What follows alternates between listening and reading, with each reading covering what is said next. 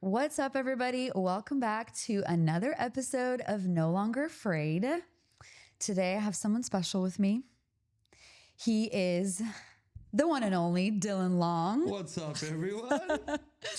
Dylan, what an honor to have you on the podcast. I have been reaching out to you for a while here. We've been trying to do this, and he is going to not just talk about fashion today, but a lot of other things, because look at that jacket right there. I walked into a coffee shop before this and someone was like, "You're an emerald." I'm like, that's very kind. I don't really know what that is. I found out later it's a type of diamond. Okay, you know what? I'll be called a Dylan diamond. is one of the pastors at Kingdom Movement, and every time he goes up to preach, everyone wonders what his outfit is going to look like. Even our kids, like, because they all think Dylan is cool and whatever success. he wears. So, you know, when you're reaching the preteens with your fashion, you must be real cool. That's one of the greatest compliments I've had. But thank you for having me. It's awesome. I'm excited to be on the pod. I love what you're doing. Let's go. Lives are being transformed. I keep hearing awesome feedback, and I honor what you're doing in this podcast. It's beautiful to see your voice transforming lives. Thanks, So friend. it's a privilege. I'm excited to be on. I was Thank excited you. for this. It's an honor to have you. I feel like, for me personally, not just you as a communicator, just a powerful minister, but someone who knows you. And you are just such a man of character and depth. And I think when I see someone not just that has the gift, but also stewards the character well, for me, you know this, and I don't think I tell you this enough, but truly one of the biggest and greatest things I value about you is that you are a man of character, a man of integrity, and such. You carry such a deep culture of honor, and the way that you honor people, the way that you just even shifted things when you came into our culture. And I mean, we can even go Thank off you. That's about so that for a kind. while. That's like, I'm ready but to go home after that. That's perfect. I want to talk about. You don't even know what I'm going to ask you. No idea, but I'm here for it. You know Improv. what? Let's go. I want to talk about where your accent came from. Okay. I mean, that's a deep question. Yeah, let's go. South Africa, not a long answer. Grew up in South Africa. So my dad's American, my mom's Zimbabwean. Okay. No South African blood in me, but grew up in South Africa. So that's the accent. Wow. And that's where you were born, right? Born in Zimbabwe. Just to complicate things even more for every, because firstly, people watching think South Africa is a region. Right. It's a country. It is. That's to educate. That's my free education. Please. Born in Zimbabwe, which is right above South Africa. Okay. And then Yeah. Take us maybe a little bit back to your childhood. I want to know. I don't think I've even sat you down and like asked you about like your childhood, what that was like, because culturally, like, that's a huge American marrying a Zimbabwean. What was that like? yeah, I mean, my parents starting there, my dad was a missionary from Okay. California, like war-torn nations in Africa. God's voice saved his life from prison, and like crazy Wow. story. Has a mother at the time, floral shirts, meets my mom. My mom's Love like, it. who's this American guy? Because she Love was it. raised like British kind of in Zimbabwe. So like butlers and cooks, and this American shows up that's like eating with his hands. And she's like, what is happening? 10 days later, they get engaged. No way. Which I don't recommend to anyone watching. Like, don't do the 10, because that caused a while of like hardships in the marriage, because it's two completely different cultures too. Right. So they get married. Was it like one of those, the Lord? No, Things? My mom was just cute, I think. She was like a model, and my dad was like, who's She this cute? is cute. Yeah, I love your so mom. she was like fashionable, working as like doing design for clothing, and like my dad was just like, who's this? Like, Okay. shot his Wow. shot, secured the, I think 9 months later they were married, which I is love it. insane. I'm like, that's crazy. Wow. So grew up in Zimbabwe for the first 5 or 6 years of my life. That's where Zimbabwe at the time was really good. Then it started going downhill. So now it's like 95% unemployment, which is Wow. crazy. So that means like 9 out of 10 people don't have a job there. So as it was going downhill, there was like political unrest. We moved to South Africa. My dad was doing missions, or like missions / like itinerant ministry at that time. Okay. But he felt like that was too hard on the family. So then when I was like 10 or 12, he took a pastoral job. So we moved in South Africa. And then, yeah, went to boarding school. That's a fun fact people don't know. No In way. high school, yeah. Which in South Africa, boarding school is more like a good sports school. Like here, Okay. if you want a better college, you'll go to a bigger college. That's not a community college. Same as high schools in South Africa. Like your local high school might not be a great opportunity for sport. Okay, so it wasn't like this traumatizing No, it's not a experience. for military you. school. I lived with my 4 best friends from 13 to Let's 18 go. That's wild. and caused a lot of problems. Ended up pretty much getting expelled. But God, But God. which that's for a whole nother day. Almost got expelled / chose to leave. It was a whole like, you fired, I quit kind of situation. And then when I was 18, decided to go to Bethel from South Africa, pretty much because I had nothing else going for me, if I'm honest. Like, Yeah. there was no like, I love God so much. I was like, I grew up with a really strong foundation because of my parents. So good. That's like non-negotiable, a huge part of my journey. Like I knew God was good. I knew how to hear God's voice. I knew how to Wow. heal the sick for as long as I can remember. Wow. Because my dad really modeled that. He grew up knowing Chris and Bill from Bethel from the early 2000s before he even moved to Africa. So I always had that instilled in me, and then going to Bethel kind of ignited.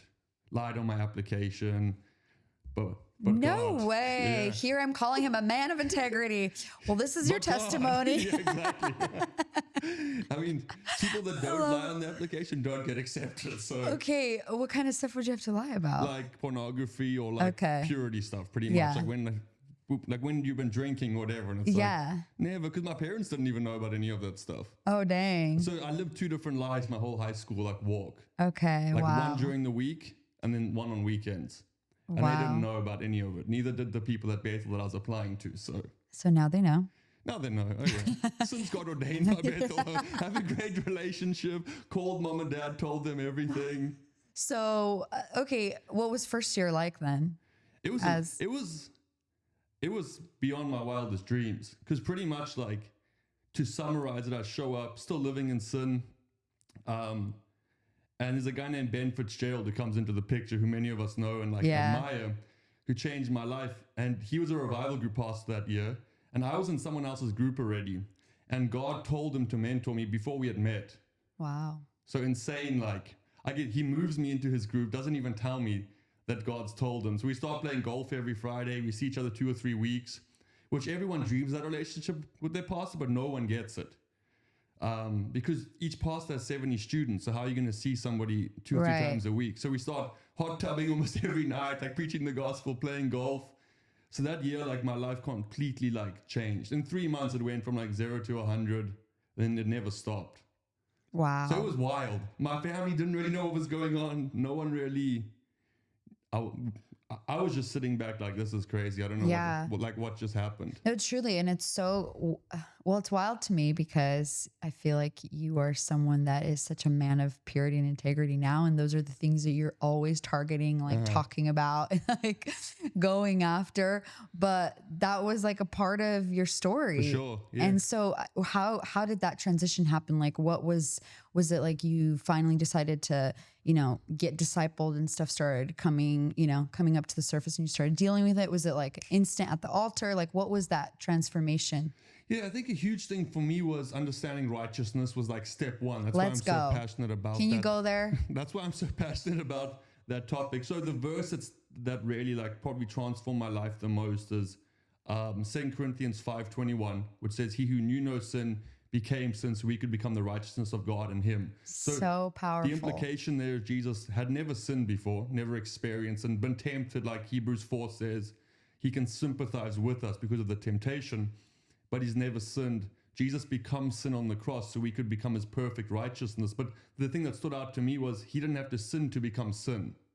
So he didn't ever have to partake in the action of sin to become sin. Because you can ask a crowd, did he sin? No, he didn't. So how did he become the sin? God imputed it onto him. God initiated this action. So then we become righteous.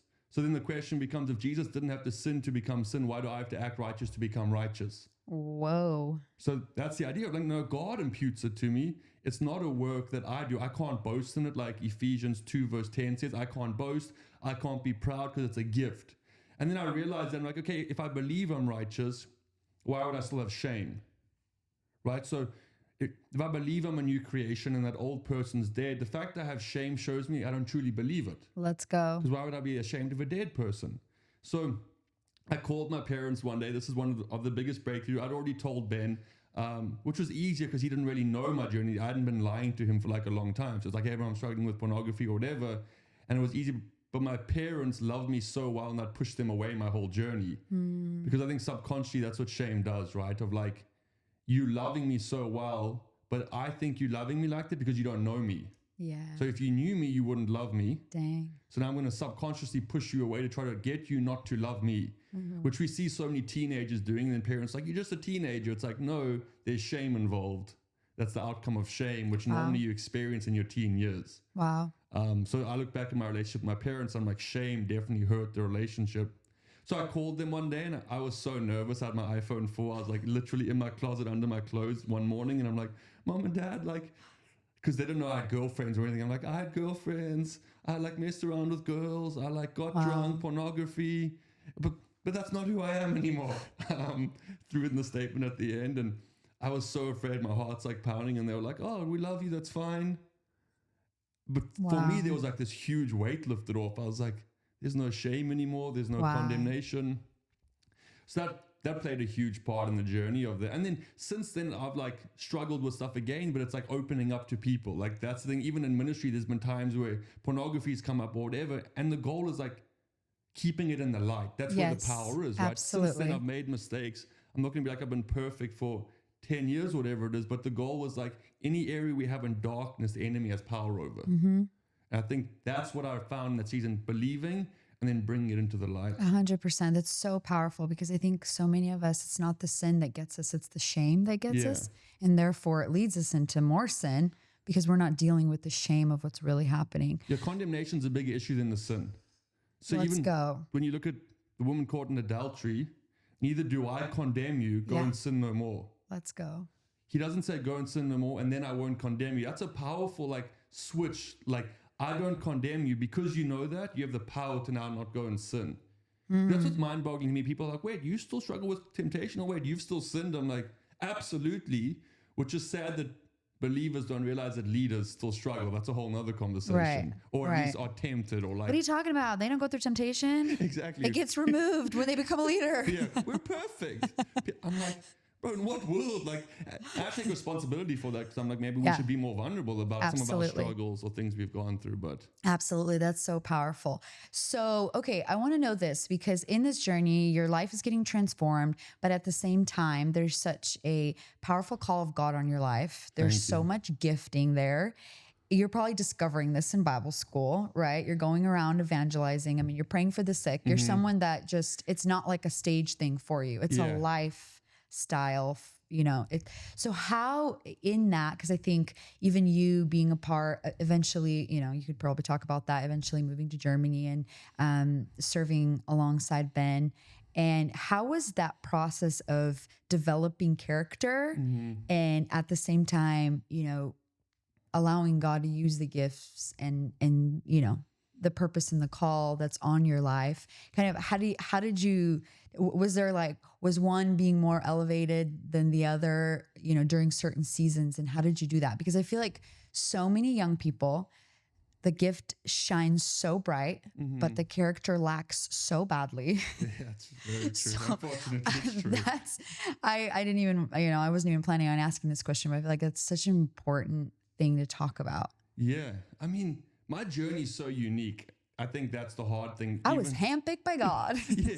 And then I go, at 21, I go into full-time itinerant ministry pretty much. Totally.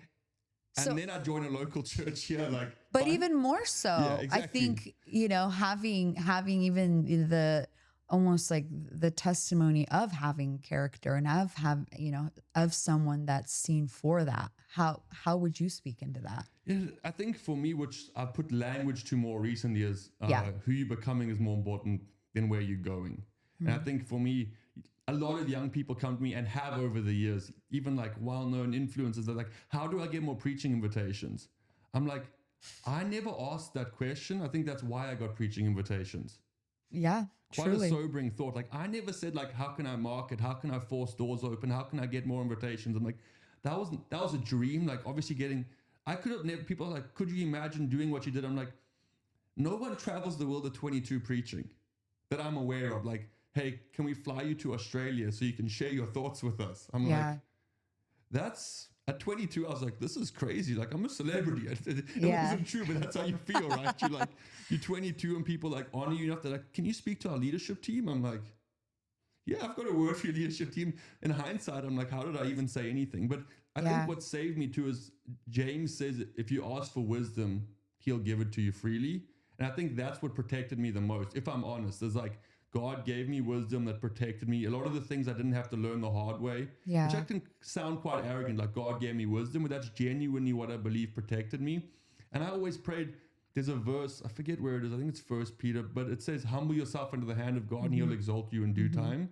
That's like still my life verse of like, God, I want to humble myself and you exalt me. Like if these dreams are from you, you exalt them. Because I saw so many people in Bible school, they were all called to Hollywood a lot. Because that was the time when all these pastors were really big in Hollywood and Bieber was big and all.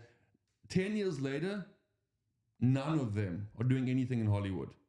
So it showed like a zero that I know of that's a zero, which is quite intense Wow. because it wasn't God calling them. It was a longing for significance that I can then put in. So it's this thing of like, I need something. So I think that's what I focus on. It's like, God, I don't want these things if you aren't going to call me to these things. And then just stewarding the open doors and having leaders in my life was super Yeah. helpful. So like Ben or other people that could hold me accountable of like, hey, bro, you making things look better than they are on your social media. And I'm like, maybe that's You ain't true. wrong. Yeah, because it's like, and then you mature in that because Yeah. people do that too. Like they share someone for 2 minutes. They're like, I preached it. I'm like, no, you didn't. That's awesome. Like you didn't do that. Like Yeah. you leading people astray. Actually, you making them look a certain way and it's not true. Wow. So having people like hold me accountable or That's really good because really wisdom will lead you to wise counsel. yeah. And having those people in your life that are going to be like, straighten out over here. So good. Yeah, so it was an interesting journey. Yeah. Getting it flipped was really unique. Coming out and then being like, people inviting me, and I'm like, okay, I'm Totally. gonna act like I know what I'm doing. I know. I remember there was a moment you shared. I don't know if it was in one of your messages or maybe just in a conversation, but you talked about there was a moment where you were standing in a stadium of people, one of the events, Yeah. one of the awakening events, and God spoke something to you in that moment when you were in front of a crowd. I can't Yeah, remember. okay. I think I know. Yes. So, I mean, I think the challenge, especially in a prophetic culture, is like when you have prophetic words over your life, you can start pursuing the prophetic words, which isn't bad. Like we should be inspired by what we're called to do, but then suddenly you fall into this trap that the world is engaged in, which like contentment comes from the prophetic words, right? So, Yes. so I remember, yeah, getting to preach in a stadium. I think it was in Melbourne, which is like, again, like you have to be put in context. Like one of the nicest stadiums in Australia, downtown Melbourne, 20,000 people. I'm 24 at the time, and I get my 15 minutes to preach, which is crazy. I'm still like, God, the fact you trusted me with a mic, or Ben trusted me with a mic at 24, I'm like, I look back and I'm like, dang, like people believed in me because I can go back and watch those sermons and like that was Yeah. rough. But I remember getting off stage and feeling so like good. You're like, oh, this is amazing. Like people recognize you. People like know you from stage. Yeah. You have your AAA badge. It's like Instagram followers are like flooding in, which back then's like 100, and you're like, wow, I'm like famous. I'm like trying to get a blue check mark. I'm like, people are like, and like DMs are coming through, and you resharing the same thing over and over. It's 100% for you. No one wants to see the same story. 25. Like if we're honest, like people can see it once. There are only 25 of you speaking in a stadium. They Yeah. get it. You spoke in the stadium. But I'm like every share, and I'm lying, and literally Ben and I were talking about the other day because it was probably one of the nicer hotels. It was like 3 of the walls were just glass, like overlooking the harbor. Oh, It's at wow. night. I'm watching like Lost, some like show about the desert and people like surviving in the desert. Because in hotel rooms, for some reason, it's always like Discovery Channel. I'm like, I'll watch Discovery Channel. And I remember like slowly the Instagram followers and DMs stopped coming through. And I'm like, okay, like I'm refreshing it now because I'm like, oh, this feels really good. And then they stopped coming through, it dies down. I put my phone down and it still felt like empty. I thought like after reaching one of those goals, it would feel different. I'd there'd be a new contentment. Like if I reach the dream, I'll feel more content or happier. And I remember the Holy Spirit spoke to me and said, it never gets bigger than me and you alone on your bedroom floor. Wow. So that's kind of the concept of like, our dreams won't bring us the fulfillment that we think they will, which that's a very sobering thought. But I think that applies to anyone watching. Like Paul said, I learned to be content. Yeah. Crazy. Like whether I had a lot or a little, I learned. So it's a journey of learning. But also, if contentment's going to come from your calling, God becomes a step on your staircase to your calling versus your calling. I realized I was using God. Because we taught that, right? Like, how do you get to your calling? Seek God. So I'm like, okay, like, I want to get to stadiums. How do I do it? God. Like, I'm going to use God to get the gift. Like, Wow. I'm going to use God versus, like, that's all a byproduct of being with Him. Wow. And that's still like an internal wrestle all the time. I think that's like a lifelong wrestle of like, I want the promises of God. I want the promised land, but I want Him with me in the promised land. And that's like a constant wrestle. I'm not For like, sure. that day it was done. And now I'm like, I never want dreams anymore. Yeah. I'm like constantly wrestling that. Those gentle slaps. Yeah. I love them, Dylan. I love them. Well, I need it for me too. I'm like, you know what it's like when you're thinking it, but someone says it. Yeah. It's like, it's always so refreshing because I feel like that is the battle, because we are supposed to run the race to win. But then in that race, how do we run that race? Is it for us? Is it for the Lord? And how do we go through the tensions of God saying something that's supposed to happen to us, and God saying something and we're supposed to make it happen? Yeah. You know, there's those tensions too, where it's like, okay, no, I'm actually supposed to rest and be faithful in what God's called me to and what's in front of me, and then He'll make the big thing happen. But then there's other times where it's like, okay, get up and do something. If this is what God has spoken over you over and over again, because a lot of us love the prophetic words, but then we don't do anything with the prophetic words. So, okay, my next question then is, since this is like a podcast about being no longer afraid, I want to know what is your biggest fear? It's a good question. You knew I was going to go there. It's a great question. I haven't really talked about it publicly, but I'd rather go like, what's my greatest like insecurity? If that's okay, because it's very similar to me. Yes, It's a very similar 100%. Well, context. insecurity is rooted in fear, so we all just. So since I was in high school, I always struggled with like a speech impediment or stuttering, which is pretty wild considering like what I do. Wow. And truly, how it would like, so the thing that really brought it to the forefront a few years ago was I got invited to this like young people gathering of like influential people, and there was like 150 people from all different spheres of society. Like some guys were in Trump's administration and they're in the room. Some people like won The Bachelor and different shows, and like some are Idols winners, and like truly like significant young people now get invited. Now the issue is that sounds like a privilege, but I mainly stuttered when I'd get social anxiety. So speaking doesn't come up, but meeting new people is where like, and introducing myself is where it would cause the most like insecurity. And then I'd feel like anxious, and I would struggle to like speak. So like church preaching isn't even hard because people know me. Like I'm coming in, I get introduced, so I don't have to introduce myself to people. So like that's not actually scary to me. But this is like scary because I don't know anyone, and that's pretty like embarrassing. So I almost don't go on this trip, and I'm like, I'm not going to go. And luckily a friend literally calls me up and is like, I'm paying for you to go. Because I was like, no, I'm not going to pay. It's like expensive. I had all the excuses. I was like, it's in Nashville. I'm not going to pay to go. And then it's like $600 to go to this retreat. And it's like, I had all the, because that's, instead of being honest, for the most part, we make up excuses of like, I'm not going to tell someone I'm afraid. I have anxiety. Like, so I should have told people that, but at the time, I'm like, I'm not going to say that. So I end up going because someone else pays for it. And at that trip, I meet some of my best friends to this day. Wow.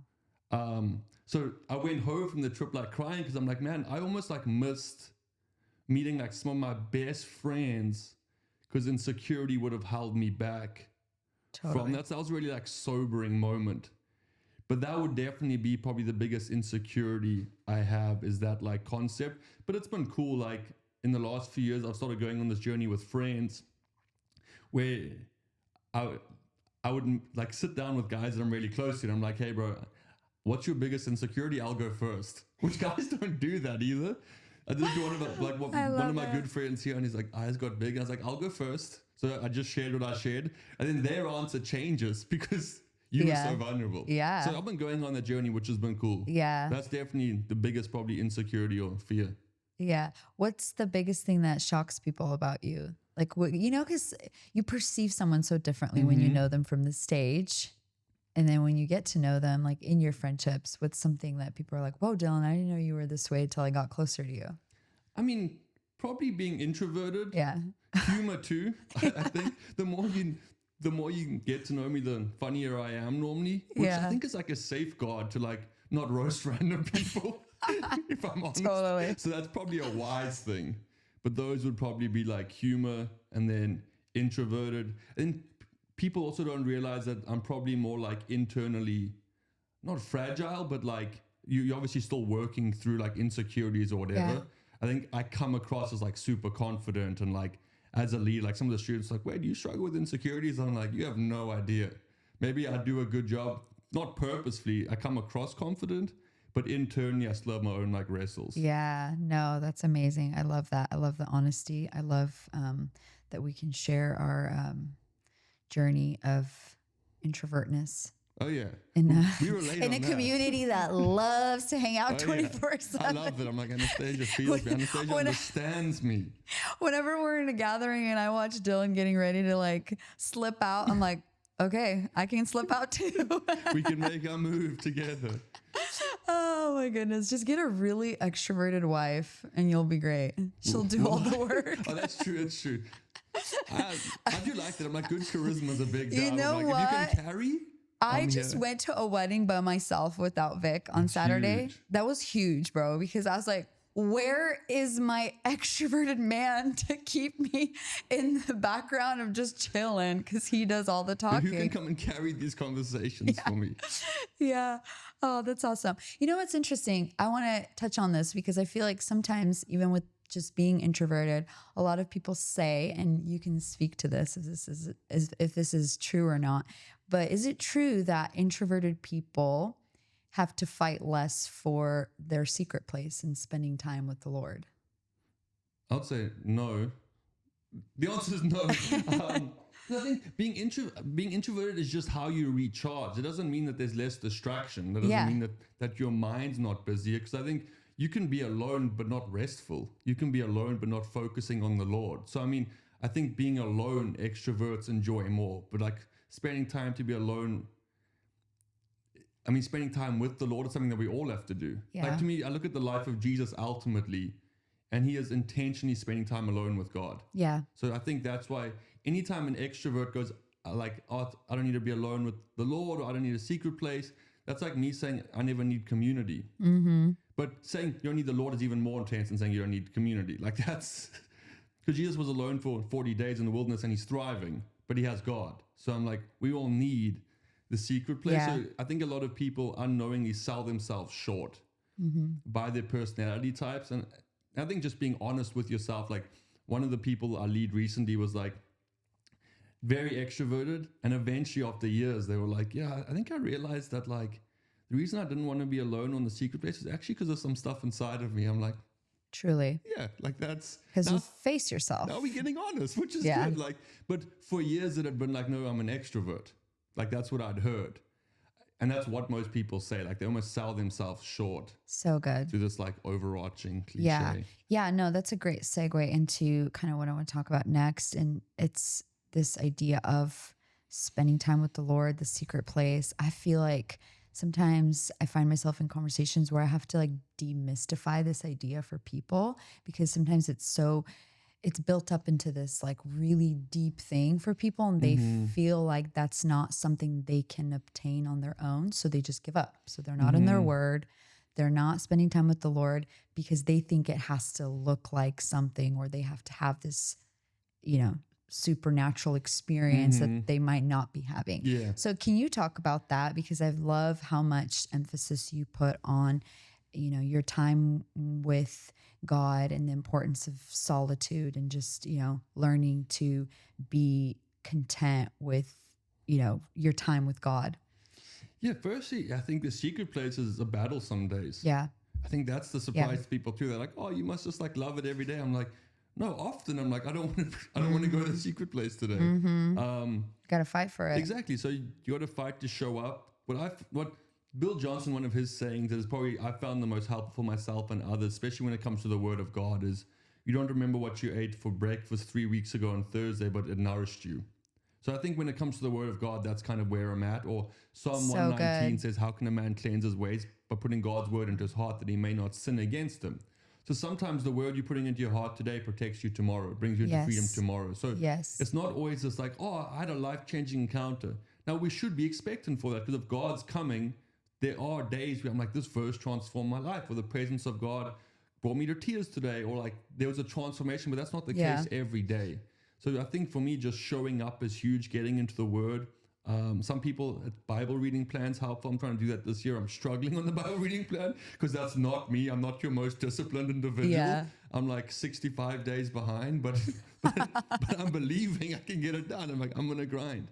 But I think, yeah, just showing up. Thankfulness is huge. I think thankfulness, if you're trying to be in the secret place without thankfulness, you probably aren't going to be successful. Michael Miller says thankfulness is that tiny hinge on the door of your heart. Wow. So it's like it's a tiny idea, but it has a huge impact of being thankful. Even when Israel would go into the tabernacle in the Old Testament, the first thing they saw was the showbread. Well, first it was the lampstand, which shows the 12 tribes, and there's a showbread showing that God always provided for them. There's this thankfulness that was like, I can't even come in number one without the light leading me, which is beautiful. So I'm like, God, you lead me. And then I see the bread, meaning that God always provided for us. So it was like this thankfulness. And then Psalm 100, everyone knows, enter into my gates with thanksgiving and my courts with praise. So I'm like, if I'm trying to praise without thankfulness, number one, it's not praise. Number two, like I can have the key to your house, but if you have a gate that I don't have the code to, your key's meaningless. So I'm stuck at the gate trying to get in. And it's like, that's what thankfulness is. That's why we can go into church and be like, two people can have the same worship set, and one be like, that transformed my life, and the other one be like, when is this going to end? 100%. I guarantee you the one that's thinking, when is this going to end, didn't meditate on thankfulness. So it's like thankfulness is huge. Like getting up in the morning right now, I'm like, God, thank you for the word. That's what I'm trying to be like every morning. First, thank you for the word. Thank you for your presence. Like that's my first thoughts, is trying to be like, because I want to be on the word more. Yeah. So I'm waking up and like, God, thank you for your word. Come on.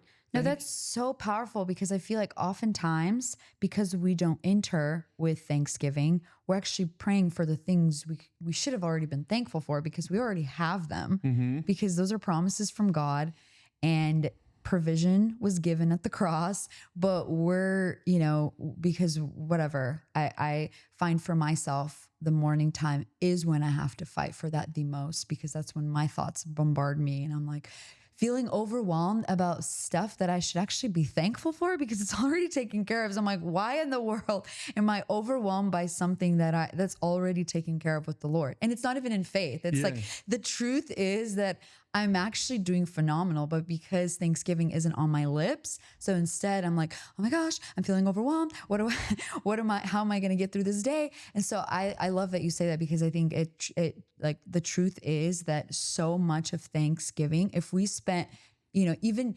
Thanksgiving alone was what we did. Yeah. I think so many of the issues of even the stress or the anxiety that we feel would be dealt with because 100%. of a heart of thanksgiving.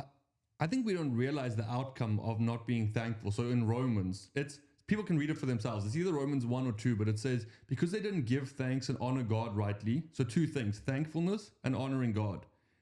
Then he lists so many sins. Yeah. Homosexuality is one of them. He gets to the point where he goes, because you haven't thanked God and honored him rightly, you're making up new ways to sin. Wow. Like that encompasses everything. Wow. And he lists everything between there. But the outcome was because you haven't been thankful and honored God and seen him rightly. So there's effects to us not being thankful. And then, like you said too, I think if we take our eyes off of ourselves, that's huge. That's a secret place to me of like, I'm not coming in with a prayer list first. Maybe I have a prayer list. I'm not really that guy that has a prayer list. Yeah. I'm not against it. Yeah. I'm more like whatever comes to mind. But first I'm going to put my eyes on God, because that answers most of my prayers. Like if I can learn, so people come in like very looking at themselves and their need, And God wants to meet your need, but often most of our prayer list is based out of lack, unfortunately. So it's an incorrect perspective, not really a prayer list. So good. So if I can learn to look at him, magnify him, sing about him, that's why I'll always start with singing songs about who God is, not about what I want, what I need. Because once my eyes are on him and I see his majesty, his greatness, how big he is, how powerful he is, suddenly most of my prayer list is kind of gone. So good. And then I have a few It's things true. left. Now I can pray from heaven versus from lack.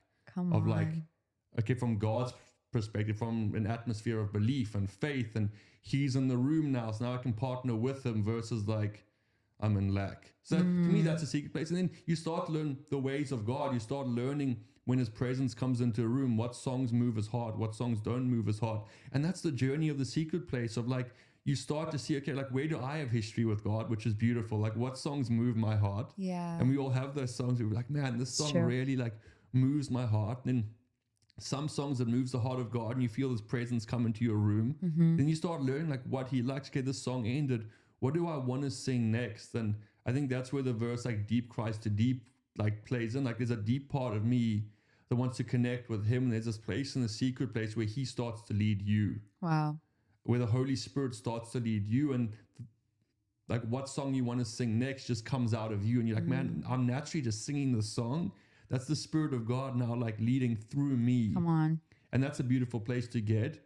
But you can't get that without the secret place. I see people come into prayer sets or like try to do it in churches. And I'm like, you haven't been doing it. Like Yeah. you have to learn.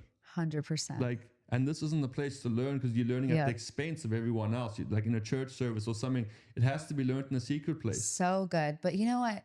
It's so often felt in a room when even like, let's say a worship leader is trying to take you somewhere and you could feel the rich history in where they're taking you. Because you're like, man, you know that they've been there with him. Yeah. And there's other times where you're like, I don't know where we're going with this because it feels a little bit manufactured or something that we've heard. So we're just repeating. Yeah. And actually, I remember when you were still with Ben and we were at one of the awakenings in Vienna. Okay. Yeah. And there was this moment where I don't remember. I mean, I think there was a bunch of the leaders up on the stage, and I think Ben just led everyone into this moment of silence. Well, it was a long moment, Yeah. and it took so long for people to like shut up. Yeah. Do you remember that? Yeah. And I remember like that ministered to Vic so much. He was just like, I can't believe that he was able to do that in a stadium. And so months later, I can't remember where, it might have been at Kingdom Domain, where we ran into, we saw Ben and Vic asked him this question. He's like, how were you not just feeling, I don't even the insecurity of like, where is this going to go? And it was so interesting. He's just like, well, I practice this all the time in my room. Yeah. And when he said that, I was like, ding, ding, ding. Like you would assume that that's what would lead us to allow risk in like big settings. But oftentimes I think because we don't actually know what that's like with the Lord, we try to do it on the platform. Yeah. And it's not always, it's not always what it's supposed to be because we're just trying to manufacture something that we've seen. And so I see this a lot with like the spontaneous song. Yeah. And I know you're not a worship leader, but we have a very much a love for worship songs. Oh, yeah. you love to like speak into that. And I think it's so amazing, which maybe you are a worship leader. Maybe you just haven't been discovered yet. Yeah, maybe. You know We'll what? see. Next time we can try. Album coming soon. Why don't you try right now? Sing a song. I don't know. I need to warm up my vocal cords first. But no, I think that's so important because in a culture where everyone is singing, quote unquote, the song of the Lord, we don't even know what the song of the Lord is anymore because it's not really about stepping out anymore. It's almost about, oh, well, I've learned this, so I can do this on my own. I don't really need God in it. And so, It's so true. that's good.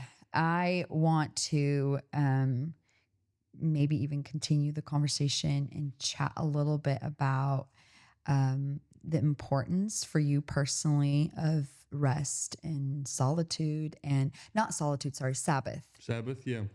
Rest and Sabbath. And do you practice Sabbath on a regular basis?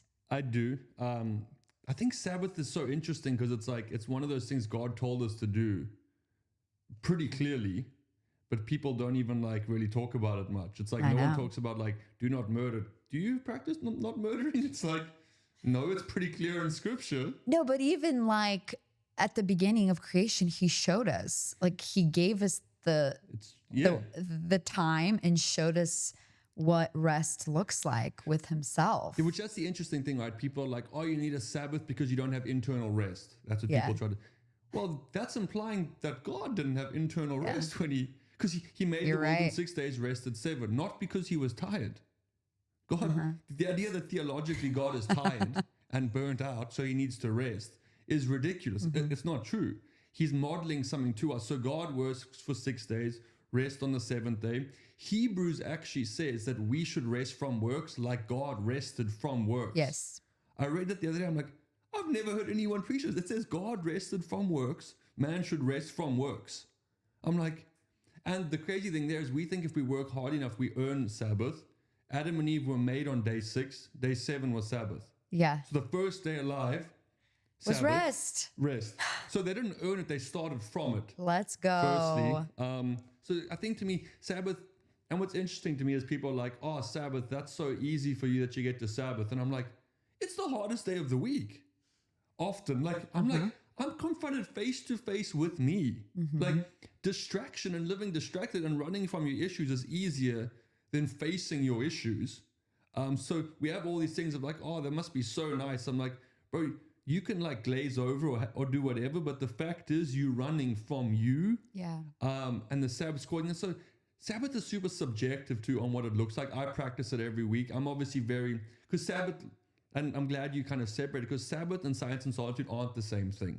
They can overlap. Like science and solitude is more of a daily rhythm, but Sabbath is more of like a weekly rhythm. And especially for people that are married with kids, your Sabbath might not include science and Right. solitude, but the idea of Sabbath is biblical. And for me, I just keep it in the guidelines because it is subjective. It is based on an individual.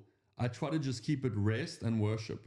So like whatever's restful to me, whatever I enjoy, whatever that Yeah. is, whether it's golf or working out. So for me, for the most part, it's spending all day alone, maybe Yeah. hitting a workout. I'll sleep in late till whenever I want. Again, I'm not married or kids. Like Yeah. I'm sleeping in, I'm making coffee, I'm going to the gym or I'm driving to a coffee shop. What a and life. I know, it's great. And then what I found helpful is after like I get tired of like watching YouTube or whatever, because I'm just like, I'll watch YouTube Premium for as long as I want. I'll watch podcasts, I'll do whatever. Like, and then at some point I'm like, I realize that I feel more energized if I end that evening with some friends. Yeah. So I'll go out and get dinner with them. But I think, and you probably have more perspective on this for like married couples or people with kids in the like watching, Sabbath can look like going and spending time with your kids as long as it's restful For sure. to you. And I think your kids are going to be thankful that you Sabbath. I think that's the mistake that like people make, or like, oh, I don't have time to Sabbath. Like your kids are going to pay the price. Your family, like imagine you saying, I'm going to put my phone away for a day and spend time with family. I'm sure that's going to benefit you more than it's going to like hurt people watching. No, 100%. I think that's amazing. Yeah, it does look different for everyone, but I know for me personally, one of my convictions the past, I think November, where the Lord started to kind of take, I started to realize how I would idolize productivity in my life. Like like it just became an idol, like being productive. And I'm not even that person. Like I'm not this like It's more your go-getter. husband. Yeah. But I was like, man, I love crushing it in life. Like I love getting stuff done. And I found that started to become a huge motivation. And God started speaking to me specifically in regards to Sabbath. It's like, well, are you okay with not being productive on that time of rest, whatever that looks like, right? With kids, obviously, you always have to be doing something. But I know in my heart what makes me feel productive. So I started to eliminate the things that make me feel, quite productive. And I think, in the context of, family and having kids, it does look different, but there's a way to prepare for Sabbath also, is even, when you're reading in the Old Testament and you watch even just the Jewish tradition. I remember being in Jerusalem and watching them prepare for Sabbath, it was like going to the grocery store, getting all your Mm-hmm. stuff because everything's going to be shut down. So there was a way that you prepared to get to that place of rest. And so Mm-hmm. I think for me too, like it became, that, um, that the passage where I think Paul is talking about striving to enter rest. I'm Yeah. like, it is a struggle. Mm-hmm. Like it does tend to be one of the hardest days because you realize, man, you get to this place and all of a sudden you're like having all these miscommunications with your husband and you're just like bickering about stuff that you should already have resolved. And I'm like, this is supposed to be rest. Why is this a struggle right now? But I think it's a fight for that. For me personally, it was just that fight to make God everything and not make productivity my God and not make the things that the things that I'm doing to give me value, but the Lord giving me So good. value. And whether it's, hanging out on the couch with the kids or going on a bike ride or whatever, where I am intentionally allowing myself to value the Lord in that day rather than anything that I do. And it does look different for It everyone humbles you because, too. Like yeah. me at least, because it's like the world doesn't revolve around me. Absolutely. Like Absolutely. people have this mindset of like, dude, if I take a day off, like everything's gonna fall apart. I'm like, but you'll probably have less like text messages than you think, less phone calls than you think. Like 100%. most of the world's not even gonna notice you took a day off. To us, it's like, how will people survive? How is the world gonna survive? Like it's like, bro, most people won't even notice. I guarantee you. Obviously, true. families and stuff for sure, but it's like it has a way of humbling you. Of like, you did nothing, the world kept moving. Yeah. It's true. Your lives, your friends kept crushing it, work kept going, like, and you did nothing today. So it has a way of like humbling us, and it invites us into needing God. I Yeah. think, Absolutely. like, God, I need you more than I realize. Like, because especially our generation is so unself-aware, and I'm like, spend some time alone. Like, let's see what comes up. Let's see like where you Absolutely. can then need God to help you. That's an invitation. Because even people that like, I see people that get free from things, but they actually just got busy. They just Yep. got distracted. I'm like, get alone and see how that is. Spend some time alone and see how you're thriving. So Sabbath has a beautiful way of like leveling out So everything. good. No, that's really good. I think too, one of the kind of like the bigger things I started to see is how much with, shutting your phone off or with kind of going silent, I start to feel this anxiety of like, oh my gosh, what are people going to think if I'm not responding to them, if I'm not getting back to them? Like, I'm not a good leader, I'm not a good pastor. And that just started to like, I started confronting these lies of like, okay, so what if I have 51 text messages in my phone? Like, it's just not possible. I heard actually, what's his name? John Eldridge. I think that's his Sounds name. right. Yeah. John Eldridge. He writes like amazing books. But anyways, I heard him on a podcast say this one thing I'll never forget. He said this thing. He's like, the world is constantly at our fingertips, but our soul is still village sized. Wow. Yeah. Our soul does not fit the amount of people that we can reach with our fingertips through DMs, Wow, through yeah. text messages. Our soul is still, it's just like it was in Jesus's time. It didn't expand. And so part of in my own journey of seeing the anxiety of some of this play out where I feel like, oh my gosh, I have 50 messages I need to respond to right away. But the anxiety is that my soul is still village size. And although all these people need me, I can't give myself to them. Right now, the little humans in my house need me more, and I have to give myself to that. Yeah, and so it's I think real. it's such an important thing to go back to because the demand has changed so much because of this. Yeah. Because now we think we're people.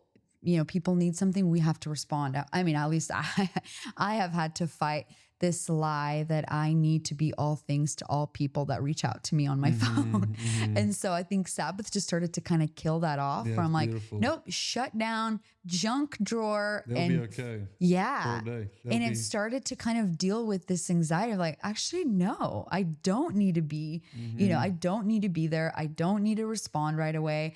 I'm not trying, not to, but I'm realizing That makes it's sense. taking so much capacity in my heart and in my soul. And I think part of even the struggle, I think, in our generation is that we're so consumed with what we see Oh online yeah. our minds are constantly trying to process so-and-so got engaged, so-and-so had a baby. So like they're all of these, and Yeah. they're all great news, but it's just so much. Yeah, I had a time where everyone I followed was muted on stories and posts. Let's go. Every single person. I went through and muted everyone for a while. So they didn't get offended I wasn't following them, but I literally didn't see anyone's stuff for that reason. Well, I had a season where I unfollowed everybody because I needed health for my soul, and a bunch of people got Oh offended. yeah, But that's you why I know didn't what? do that because I'm like, people, but it's good. I you know They'll be I, fine. I think I needed that because I needed to be okay with people being offended Okay. at me. I'm on a 10-minute time cap on my Instagram right now. Somebody else has the love it. password. That's what I'm trying. 10 Let's minutes go. goes quick on Instagram. It's true. I'm like, I reshared some birthday posts a few weeks ago, and I'm like, that's 4 done. I'll have like to wait. 30 seconds I'll have to wait left. till tonight to reshare. But it's true. Wow. That village size thing is so real to me. I think too from travel, I experienced that. The cost of travel to me is that. I don't think people realize. Which I mean, I don't want to be like it's so hard traveling. But the thing, like coming home, I'm like, your endorphins, your will is exposed to these like thousands of people, and you're like alone. It's just you again in your bedroom. That's challenging. Wow. Like Yeah. that's hard for me to do. I'm like, I don't know how to do that. Like come home and just be like, okay, it's quiet and simple. It's not about no one. It's just Yeah. me and my next door neighbor. And like, am I gonna? That's the constant like battle. And I think what you were saying too is so profound with like how people are gonna survive. But I think the Sabbath for you and I is trusting. The same with tithing. Like okay, with 100% of my money, yes, I could give it away more. But the idea is I can trust that God's going to do more with 90. I think that's where for like you, it's like, okay, I could have 7 days, but I'm believing Anastasia is going to be a better leader with 6 if I give one to God. I think that's the mindset of like, Yeah. my family's going to be healthy. The relationships are going to be healthy if I can trust because God chose to build us this way. Yes. So you putting your phone away for a day or me doing it for a day means I'm going to be more effective the other 6 days. Yes. I'm actually going to be more fruitful. I'm going to be a better leader. I'm going to be a more of a peaceful presence. The people get around me. They enjoy being around me. So it produces more fruit through faith than less. And what I always say is like, every single person watching this is going to rest. The question is it going to be intentional or unintentional? Are you going to be forced into rest through a burnout, getting tired, getting sick, or are you going to choose to rest as a rhythm? 100%. And I would rather choose to rest because God told me to, and it's healthier, than waiting for a burnout and then being surprised. Because everyone before us, a lot of people before us burnt out because of bad rhythms. Yeah. And we're like, but Yeah. not me. Yeah. Not me. I got this. It's like, okay. Oh, you know what? I have started to embrace this limitation of like as humans we're limited, and that is what keeps us dependent on God. And so for me, I find that in that rhythm, I'm actually establishing this weekly reminder that my dependency is on Him. Everything I am comes from Him. Yeah. That's beautiful. And it is. And it's like, and it just reminds me that I'm limited in my capacity. Like I love Jesus because of his rhythms. Like Jesus took naps. That's holy. And he sent away the crowds. Yes. People would have been offended, like, hey, I didn't get my needs met. Yeah. It's like, I'm going to like pray on the mountain. Yes. And I think it's, oftentimes I hear, the people that love to crush it in life, they say, well, that's just laziness, and I think I was there and I started to realize how unholy me thinking I could just do all things on my own is. And so this whole idea of having this stop, which I don't know, for me, it's just like such a deep conviction. That's why I wanted to, bring it up with you because I've had DMs like where I've, shared about this and, the people that are just like, well, no, some people just don't need that. I'm like, ooh, you will at one point or another. Yeah, I let so many of those go. I'm like, I'm not going to, people like, I just don't like, for me, a Sabbath is like when I don't know, I don't want to clean out my garage. clean out my garage or when I wash the dishes, I'm like, it's cool. It's just not really like a Yeah. Sabbath, but Yeah. like do your thing. Or someone's like, I don't need the secret place. I'm always with God. I'm like, ooh, Ooh, yeah. see how long that works for you. Yeah. Or it's more of a sign of like, oh, your relationship with God isn't very healthy. For sure. If I'm honest, I'm like, For why sure. would you not want to be alone with the God who created you? Yeah. But let's go. Anything else you want to tell I would just my encourage audience? people to like press in to the Sabbath, to Mm-hmm. really, I think, don't go in like looking at yourself and shame and condemnation. I think that's one of the things that I found helpful is like, I'm not going and looking at my weakness. I'm going and looking at God. I'm going and looking at how good He is with thankfulness. And even when weaknesses come up, that's just an invitation into strength too, of like, because those things are already there. So Yes. I think it's not like it exposes cracks, it doesn't cause cracks in our foundation. So I think that's the beauty for everyone watching of like go in there Yes. with your eyes on the cross, with your eyes on grace, of like, I'm not going to run. God, teach me how to Sabbath, teach me how to rest. And even like to hit on it briefly, like spend some time in silence and solitude in that, whether it's 15 minutes or I did that with my life group where we spend every day doing like 3 to 5 minutes of silence and Love solitude, just like that. sitting alone, start somewhere, be still and know that He is like Lord. Realize how small you are in a big world. Like just sit there and on your couch for 3 minutes and just be like, Mm. 3 minutes goes slow when you're just like sitting there in silence, but it causes your life to slow down a lot. And just Yes. to be like, wow, God is big, I'm small, which Yes. is fine. He's an amazing God. So I would encourage everyone to really start pursuing Sabbath. Your family will be thankful, your kids will be thankful, your friends will be thankful. And also push into silence and solitude. I think our generation is the loudest it's ever been, but has the least to say. And I Mm. think that's because we don't like practice time in silence and solitude. So I'd encourage everyone to just spend some time alone, reflecting with the Lord. Wow. Um, Deep stuff. Be amen. still and Be still and know. know. Be still and know. You can't know without being still. That's a bar. Wow, you better preach that. You know what? Another episode. I'm just This has kidding. been fun.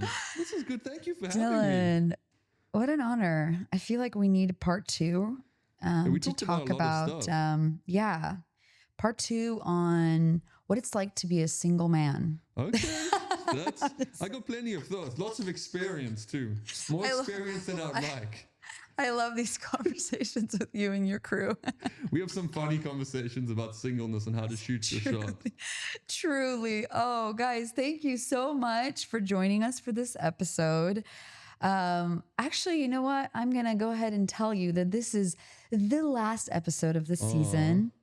Oh, You know what? season. Yeah, seasons come and seasons go. I happen to be entering into a time of rest for the month of July. I will be just taking time away to rest and get off social media, get off the podcasts, and get to know what God is like in stillness. It's beautiful. It is. And I would like to invite you, if you feel that tug, to do the same. It's worth it. There's so much power that comes out of being still. And sometimes being still looks like a lot of death because waiting just kind of shows us that we are still so alive in our flesh. And so, yeah, I really appreciate this conversation, Dylan. So powerful. I know that it's going to encourage many and minister to many. And guys, as always, I guess we're not going to see you next week. I was going to say, as always, see you next week, but this is it. Go follow Dylan Long. Follow me. Powerful communicator. I didn't get to say that you actually have an incredible new, remind me what it's called. Offshore. Offshore. Clothing Yes. line. New drop Okay, coming really soon. quick. It's so unfortunate that I forgot the name of it. But can you? No, you're chilling. Can you talk about it a little bit? I just want everybody to know what it I is. started a clothing line, Offshore. Yes. Go check it out. Instagram, the website. We have some cool drops coming soon.